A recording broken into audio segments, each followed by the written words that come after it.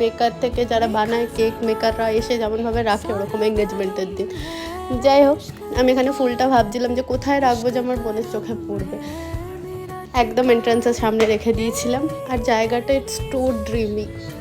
মাসি মেশোর, আমার মা বাবার, আমার বার্থডে অ্যানিভার্সারি সেলিব্রেশন এখানে হয়েছিল। যাই হোক, আমার বোন চলে এসছে আর এখানে তার পোজ মারা শুরু হয়ে গেছে। কেক কেটে তারপর আমি মুখের দিকে তাকিয়ে আছিলাম যে কখন আমাকে খাওয়াবে। Just kidding.